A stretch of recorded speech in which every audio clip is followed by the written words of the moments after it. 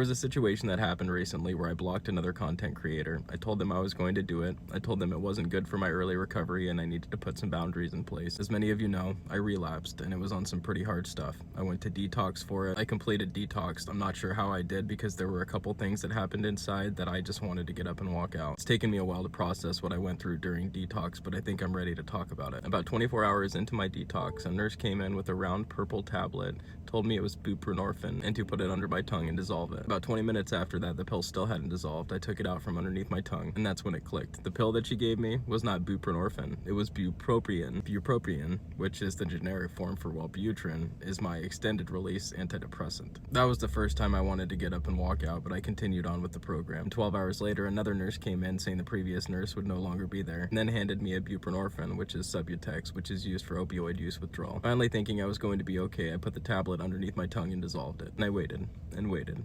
And what happened next was nothing short of a fucking nightmare. I didn't find out until later that what I was experiencing was delirium tremors. The only way that I can describe it is that you are consciously awake, but you don't have control over your motor function. It felt almost as if a foreign entity had entered my system and taken control of my arms, my neck, my legs. I was having involuntary movement and twitches and flailing around, and I couldn't control what was going on. It was one of the scariest things I've ever been through. The following video will show you just a portion of those delirium tremors.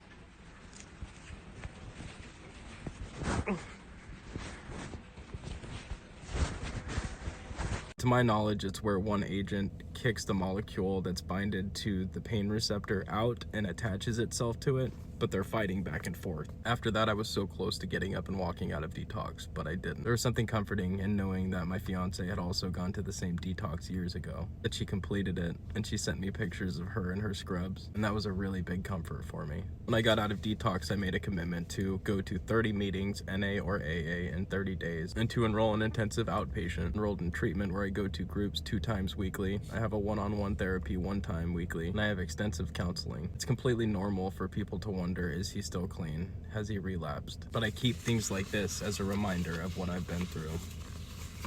These are men's meeting lists. And I keep things like this as a reminder, just how fucking hard those first 30 days were. Sometimes relapse is a bump in the road for people's recovery, but it doesn't mean you should take advantage of the resources just to go back out and relapse again. My recovery is mine to work and nobody else's. There's been such a huge outpouring of love towards me during this time. There are going to be people who judge, but other people's opinion of me is none of my business. I'm doing what I believe works this time around. I'm putting boundaries in place and distancing myself from people who aren't healthy for my recovery. I'm not going to judge you for it. I've relapsed so many times in my life, but I'm not going to continue pouring into you if you're not willing to work on yourself. Boundaries are so important. When you find your peace, you do everything you possibly can to protect it.